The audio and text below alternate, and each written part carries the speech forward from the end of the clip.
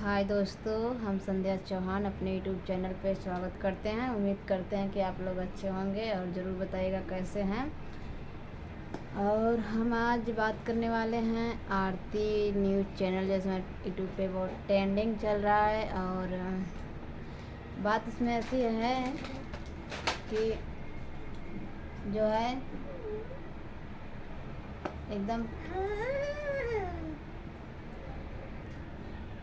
तो दोस्तों इस समय आरती जो है एकदम खुश दिखा रही है और बहुत अच्छा लग रहा है, क्योंकि देखिए वो एक लड़की है और लड़की के ज़िंदगी में वो क्या छोटू को प्यार करती थी। भाई जाहिर सी बात है, प्यार करती थी, ठीक है, चलो उसका मान लिया। पर क्या ज़िंदगी उसकी क्या अभी पूरी ज़िंदगी परी है, तो क्या शादी ब्याह नहीं करे? करना पड़ता है यार, क्यों नहीं करे बताइए। उसकी ज़िंदगी नहीं, उसकी खुशियाँ नहीं, ज़िंदगी भर उदासी रहे नहीं।